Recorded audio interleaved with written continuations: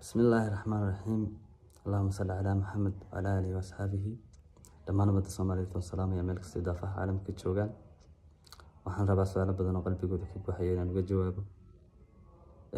Maalmahanba waxa dhex socda baraha bulshada ama ummadda dhexdeeda farriimo ama ereyo ay kooxo sharwadayaal ah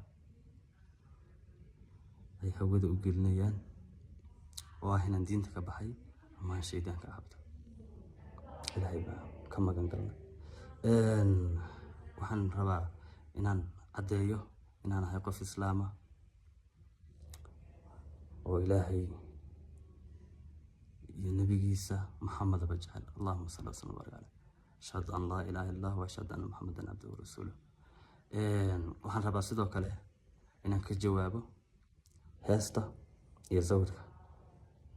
sawirku kaliya wuxuu iga ahaa xirimaad ama style aan ku arkay sawirada social media lagu isticmaalo, dadna sidaa darteed aan iska samaystay oo sidii unana u xirtay. videoga ama heesta badanaa baraha bulshada la soo dhigayo waxay ahayd heesan anigu codkeeda duubay, laakiin anigu codka aan duubay kuma jirin codkani. aqoonna ereygan uma lahayn.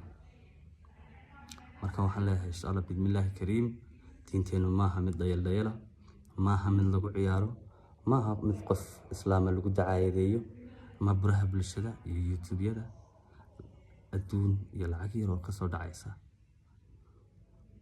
qof dhan diintiisa lagaga saaro.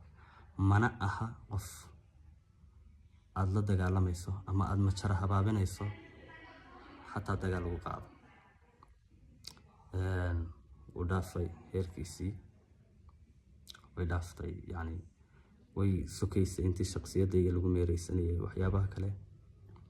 waxaan leeyahay in diinta lagu ciyaarin. ashhadu an laa ilaaha illa Allah wa ashhadu anna Muhammadan abduhu wa rasuluhu.